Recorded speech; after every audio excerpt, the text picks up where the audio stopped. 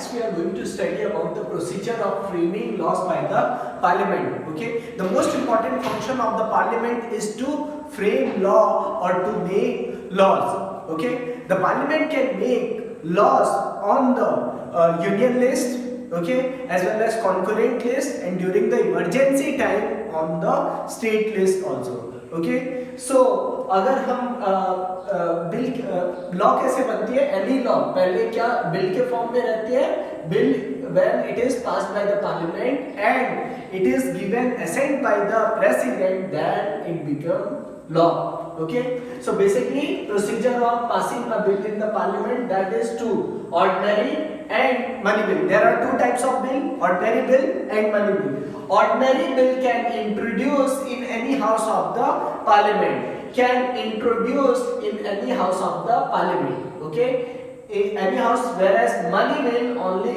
in Lok Sabha. Okay, लोक सभा में ये मनी बिल इंट्रोड्यूस होगी, whereas ऑर्डिनरी बिल हो गई, अगर कोई ऑर्डिनरी बिल हो गया, ordinary bill means constitutional amendment bill और कोई भी यू कैन से,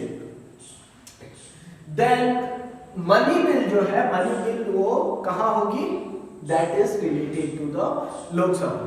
Got it? Money bill क्या होती है? That is related to the money, or you can say that is going to introduce new taxes, decrease करना, tax को introduce करना, that is related to money bill. Okay, and money bill can introduce only in the Lok Sabha. Next we are going to study about the procedure of passing a bill. Means अगर bill, हमें किसी भी bill को law में convert करना है, तो what will be the procedure which should be followed in the house. Okay, so first पहला स्टेप क्या होता है, फर्स्ट रीडिंग और presentation of the bill in the house, second reading, third committee stage, fourth report stage, third reading, and then sending bill in the second house, and at the last assent by the president, then a bill becomes a law. अब हम ये detail में पढ़ेंगे कि basically ये first reading होती क्या है. Okay, first we are going to study about the first reading और presentation of the bill. Okay, any member of the parliament can introduce a bill in the house by giving an advance notice of 1 month. Okay, advance notice 1 month की in case of Rajya Sabha chairman को देगा, and अगर लोकसभा है तो उसमें speaker को. Got it? So any member can give advance notice prior to introduction of the bill. Okay, got it?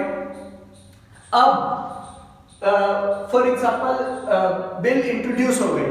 Okay, अब bill introduce हो गई तो उसमें क्या होगा, only the caption of the bill will be studied. Caption means जो main heading जिस bill के लिए फर्स्ट रीडिंग में क्या होगा, only the caption of the bill is studied. Okay, यहाँ कोई डिटेल डिस्कशन नहीं होता, ओनली फर्स्ट रीडिंग, उसका कैप्शन, बिल का कैप्शन पढ़ा जाएगा, and then the bill is published in the gazette of India. Okay, so mainly presentation of the bill in the house. Okay, mainly presentation of the bill in the house, that is called first reading. Okay, got it? So member ने parliament में bill introduce कर दिया. अब bill introduce करने के बाद क्या होगा, उसकी हेडिंग पढ़ी जाएगी, कैप्शन पढ़ा जाएगा, एंड देन वो जो बिल होगी वो गैजेट ऑफ इंडिया में पब्लिश होगी. Got it? Now second is second reading. Okay, so अब सेकंड रीडिंग में क्या होता है, बेसिकली जो ये बिल होती है उसकी कॉपीज पूरे मेंबर्स को पूरे हाउस में डिस्ट्रीब्यूट की जाती है. सभी मेंबर्स को उस बिल की कॉपीज डिस्ट्रीब्यूट की जाती है, एंड ओनली बेसिक फीचर जो बिल का होगा उस पर डिस्कशन होगा. डिटेल में डिस्कशन यहाँ नहीं होता. सेकेंड रीडिंग में ओनली यू कैन से बेसिक फीचर जो बिल का होगा वो डिस्कस होगा. Okay, got it? एंड अगर इफ इट रिक्वायर देन ये सेकेंड रीडिंग के टाइम अगर बिल को डिटेल स्टडी के लिए रिक्वायर्ड होता है तो वो सेकेंड रीडिंग से यहाँ भेज देंगे, that is committee stage. Okay, bill second reading से कमिटी स्टेज पर चली जाएगी. Got it? सो अब नेक्स्ट स्टेज कमिटी स्टेज आएगी। ओके, सो अभी हमने देखा सेकंड रीडिंग में बेसिकली बेसिक फीचर डिस्कशन होता है, यहाँ कोई अमेंडमेंट नहीं होता है। Okay, no amendment. ओके, अब अगर बिल को रिक्वायर्ड होता है कि ये स्पेशलाइज्ड इसको बहुत डिटेल स्टडी की जाए, तो बेसिकली सेकंड रीडिंग से बिल एक कमिटी के पास चली जाती है, कमिटी स्टेज। अब कमिटी क्या करती है, बिल की डिटेल स्टडीज करती है। ओके, बिल की डिटेल स्टडी करती, बेसिक फीचर्स सारी डिटेल स्टडी करेंगे एंड उसमें जो अमेंडमेंट रिक्वायर्ड होता है वो अमेंडमेंट सजेस्ट करेंगे। Got it? Means committee stage पर ही जो भी अमेंडमेंट रिक्वायर्ड होगा वो करेंगे, उसकी डिटेल स्टडी करेंगे। देन कमिटी स्टेज के बाद बेसिकली वो क्या करेंगे, वो क्या करेंगे, हाउस को भेज देंगे, मींस स्पीकर को भेज देंगे in case of Lok Sabha committee and in case of Rajya Sabha किसको, चेयरमैन को दे देंगे। ओके, देन अब ये इन्होंने जो डिटेल स्टडी करके रिपोर्ट भेजी है, सो कमिटी स्टेज के बाद बेसिकली क्या होगी, रिपोर्ट स्टेज आएगी। ओके, सो अभी हमने कमिटी स्टेज में देखा कि बेसिकली जो अमेंडमेंट, जो भी डिटेल स्टडी होती है और उसमें जो भी अमेंडमेंट रिक्वायर्ड होता है वो कमिटी करती है। ओके, देन उसकी रिपोर्ट क्या की जाएगी, हाउस को प्रेजेंट की जाएगी। ओके, अब यहाँ हाउस में जो कॉपीज, रिपोर्ट की कॉपीज होंगी एज वेल एज अमेंडमेंट होंगे, वो सारे मेंबर्स को डिस्ट्रीब्यूट कर दिए जाएंगे। ओके, रिपोर्ट स्टेज में। ओके, एंड यहाँ डिटेल्ड डिस्कशन होता है, बिल की डिटेल्ड डिस्कशन होगा यहाँ, एंड डिटेल में डिस्कशन होगी, डिबेट्स होंगी, and at the last report stage में लास्ट में क्या होगी, वोटिंग होगी। वोटिंग में बेसिकली बिल को एक्सेप्ट और रिजेक्ट किया जाएगा। ओके, सो अभी ये जो कमिटी की रिपोर्ट थी, तो बिल कमिटी की जो रिपोर्ट थी, तो हाउस इसको either house can accept it और house can reject it. House इसकी कमिटी की जो रिपोर्ट होती है उसको एक्सेप्ट भी कर सकता है और रिजेक्ट भी कर सकता है। ओके, अब लास्ट में क्या होगा, रिपोर्ट स्टेज में वोटिंग होगी। वोटिंग होगी तो उससे क्या होगा, बेसिकली अगर बिल पास हो गई तो this stage is deemed to be over. अगर बिल पास हो गई तो this stage is deemed to be over. Okay, then वो थर्ड रीडिंग के लिए चली जाएगी। ओके, सो अभी तक यहां तक ध्यान रखो, that is first reading, second reading, then committee stage, then report stage. Next will be third reading. Okay, अब थर्ड रीडिंग में क्या होता है, बेसिकली थर्ड रीडिंग में अब यहाँ डिटेल डिस्कशन नहीं होता है। ओके, जो मेन फीचर बिल का होगा, तो मेन फीचर जो बिल का होगा उसी पर डिस्कशन होगा। ओके, एंड अब यहाँ क्या होगा, यहाँ से बेसिकली अंडर, अब यहाँ चेयरमैन जो होगा, चेयरमैन वो अपनी सिग्नेचर देकर दूसरे हाउस के लिए बिल को सेंड कर देगा। ओके, सो थर्ड रीडिंग में बेसिकली स्पीकर और in case of Rajya Sabha chairman वो अपनी सिग्नेचर देके अगले हाउस में, दूसरे हाउस में बिल को भेज देते हैं। And if the bill is passed in the second house, अब यहाँ जो पास होने के बाद बेसिकली यहाँ बिल सेकेंड हाउस में जाती है। ओके, अब सेकेंड हाउस से भी अगर पास हो गई तो देन प्रेसिडेंट के पास असेंट के लिए, सिग्नेचर के लिए जाते हैं। ओके, एंड ऑर्डिनरी बिल्स में बेसिकली प्रेसिडेंट में गिव असेंट और उसको क्या, रिकंसिडरेशन के लिए उसको भेज सकता है वापस हाउस में। बट अगर हाउस ने फिर से बिल को पास करके भेज दिया, then the president has to give his assent. Okay, so assent of the president, और प्रेसिडेंट की असेंट के बाद वो लॉ बन जाएगा and it is published in the gazette of India, gazette of India में उसको पब्लिश किया जाएगा। Okay, so this is the procedure for passing a bill. First reading only the caption of the bill is studied. Okay, second reading में कोई amendment नहीं होता, basic feature of the bill discuss किया जाता है। committee stage detail discussion करती है, detail study bill की करती है, जो भी amendment required होते हैं उसको क्या करती है, सजेस्ट करती है। देन रिपोर्ट स्टेज में डिटेल डिबेट होगी हाउस में, ओके, जो कमिटी स्टेज की रिपोर्ट होती है। Then at the end voting होगी, एंड अगर बिल एक्सेप्ट हो जाती है तो थर्ड रीडिंग के लिए जाएगी। Third reading that is also known as last stage, okay.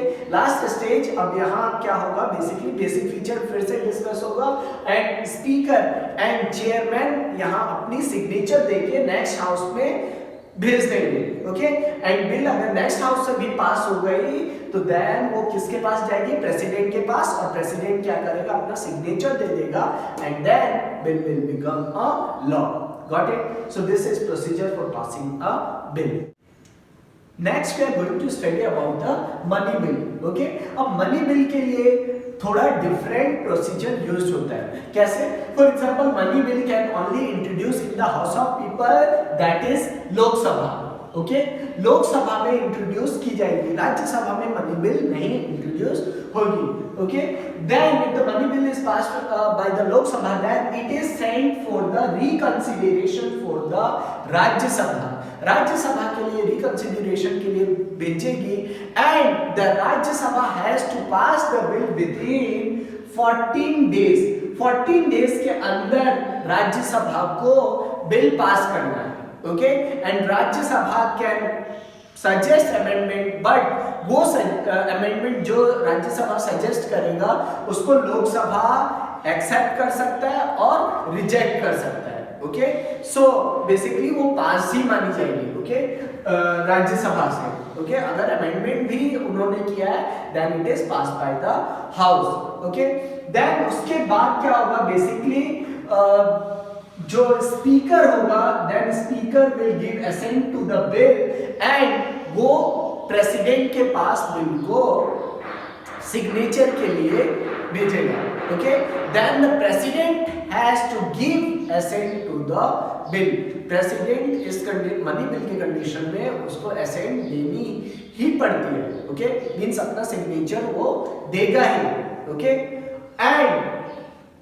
And it will become a law, okay. Got it? अभी तक हमने लेजिस्लेटिव ऑर्गन के बारे में पढ़ाई की। Next we are going to study about the executive organ, okay.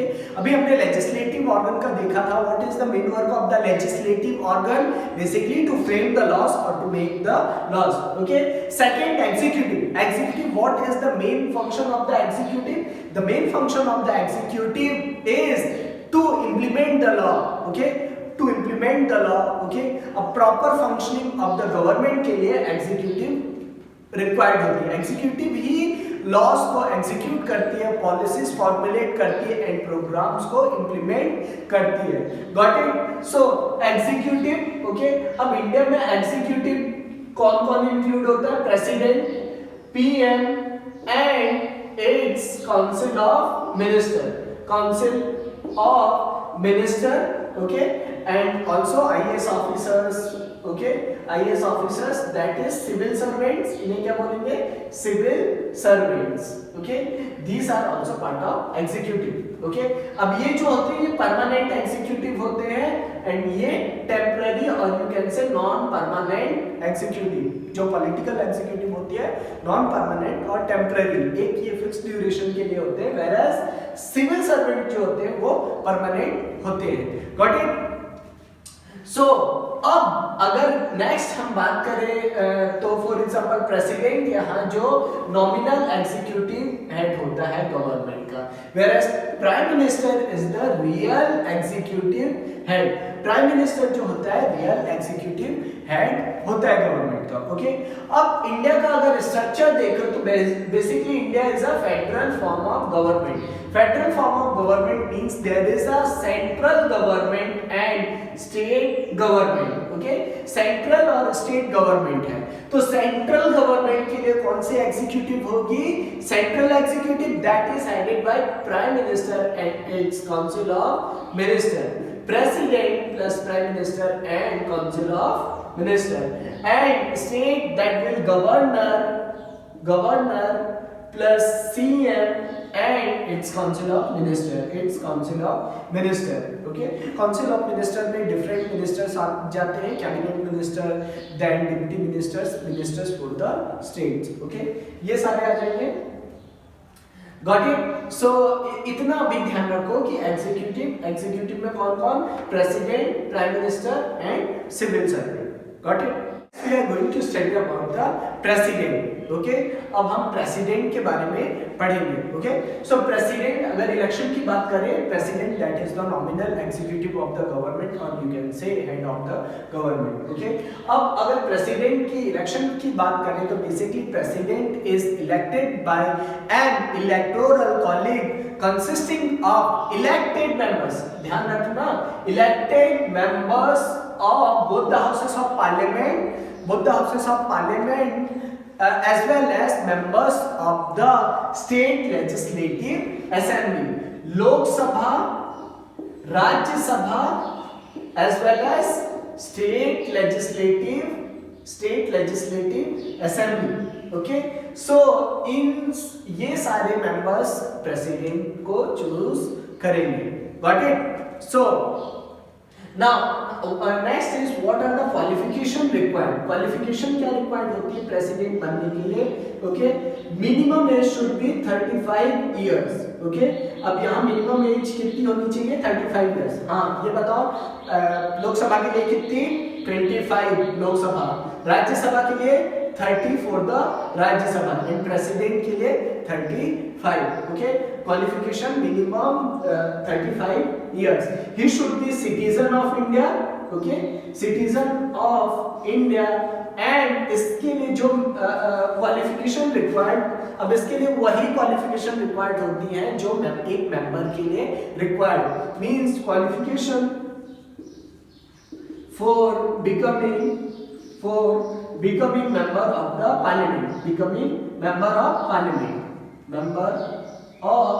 parliament, and also next that is he should not hold office of profit. Okay, office of the profit ये नहीं होना चाहिए. Got it? So you can say these are the qualification required for the president. Got it? So next is power of the president. Okay, so अब 42nd constitutional amendment ने एक चीज clear कर दी थी that president cannot use his own power. Okay, he has to consult the council of minister. Okay, 42nd constitutional amendment ने ये clear कर दिया कि president on the advice of the council of minister तभी वो decision और you can से decision ले सकता है. Okay, means the council of ministers की यहाँ परमिशन रिक्वायर्ड होती है प्रेसिडेंट के लिए वर्क करने के लिए. Got it? So basically powers of the president that is divided into two, that is under ordinary condition or power during the peace time. Second is under extraordinary condition or power during emergency time. दो power required होती है, under the ordinary condition and under the extraordinary, or you can say during the peace time. Okay, अब हम one by one दोनों देखेंगे. Okay, first under the ordinary condition or during the peace time. So next we are going to study about the power of the president, ordinary condition, powers during the ordinary condition. Okay, so first power is appointment of the prime minister. Okay, अब ये president क्या होता है? President prime minister को appoint करता है. अब कब? फॉर एग्जांपल लोकसभा का जनरल इलेक्शन होता है. ड्यूरिंग द जनरल इलेक्शन अगर कोई भी पॉलिटिकल पार्टी अगर मेजॉरिटी सपोर्ट वहां उसने मेजॉरिटी वोट्स विन किए हैं, मेजॉरिटी सीट्स उन्होंने विन किए हैं, तो उनमें जो टॉप मोस्ट लीडर होगा उसको president as a prime minister appoint करेगा.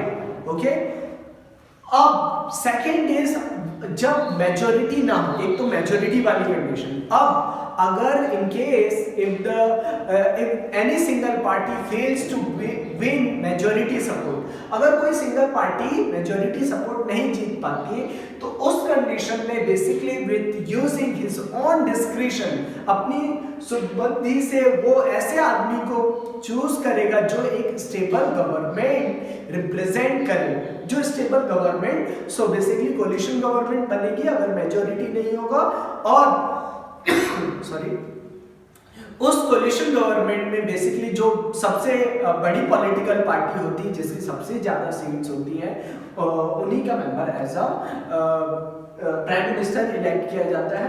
Got it. So president with using his own description appoints that person as a prime minister.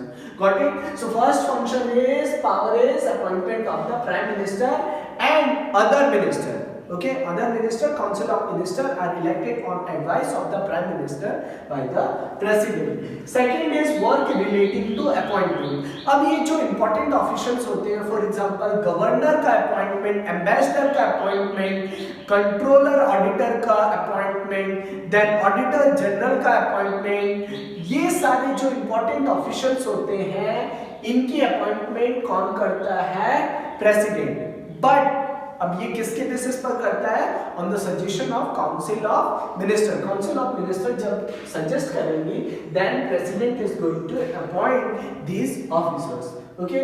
Third is legislative power. Legislative power means power related to the parliament. Okay. Parliament से power related जो होती है, so first देख लेते हैं. For example जब भी कोई नया सेशन होगा लोकसभा, जब नई लोकसभा बनेगी और जो भी नई लोकसभा बनेगी तो उसका जो फर्स्ट मीटिंग होगी, लोकसभा की फर्स्ट मीटिंग होगी, उसको कौन एड्रेस करेगा? उसको ये करेगा कौन? प्रेसिडेंट एड्रेस करेगा.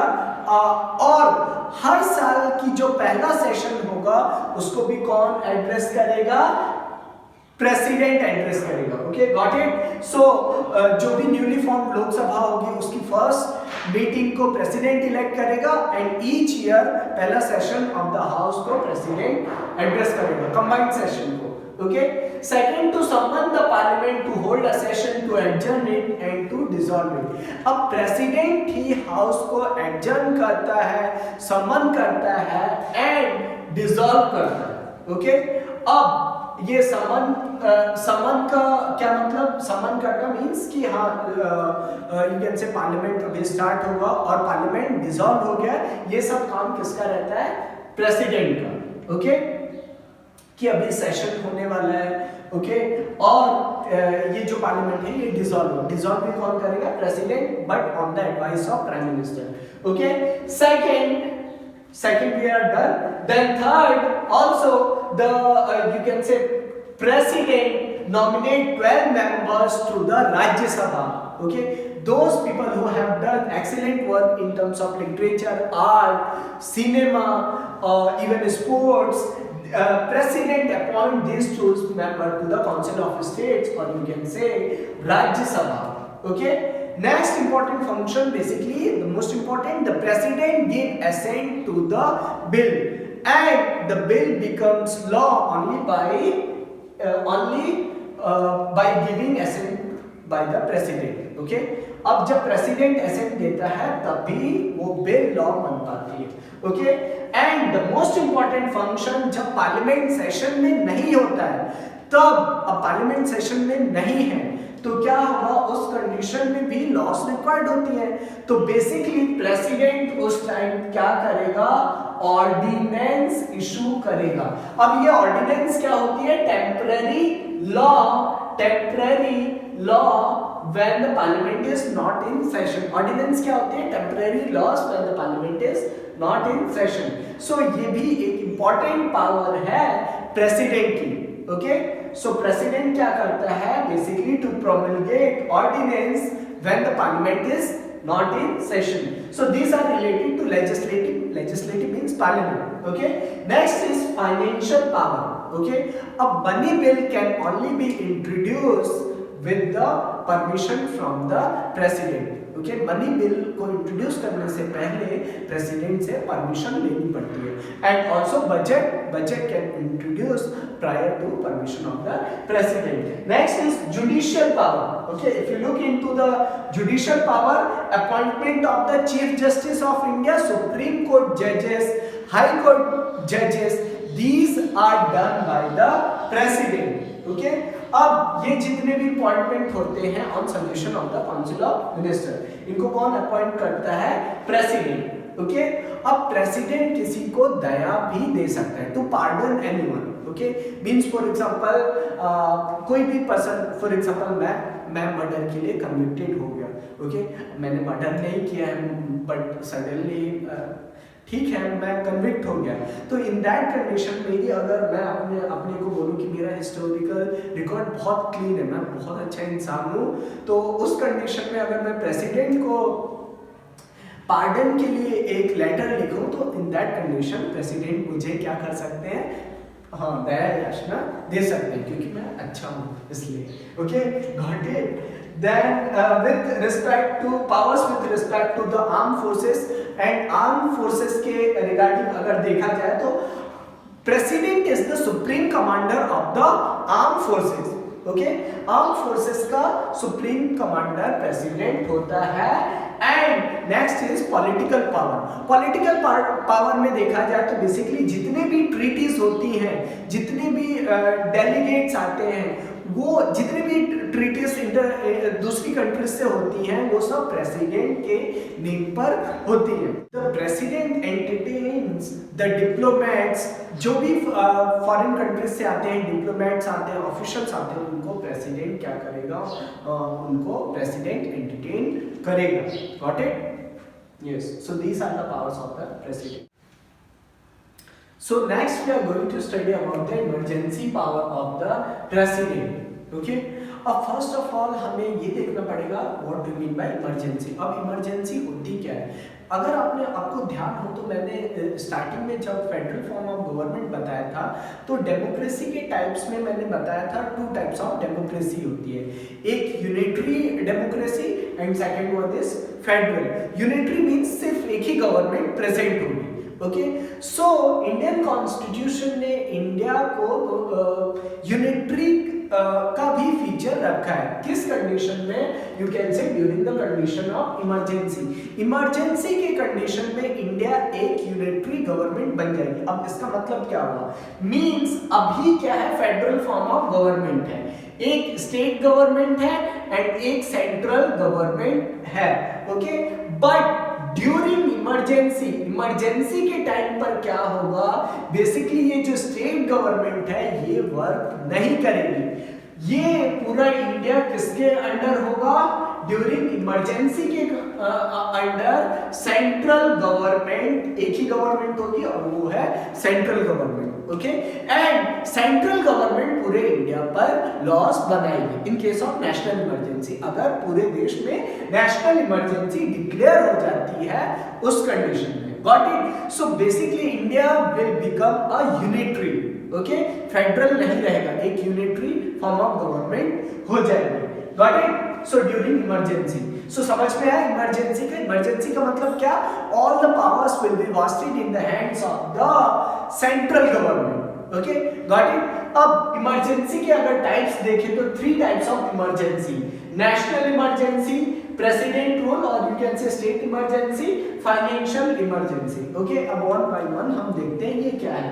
First is national emergency, okay.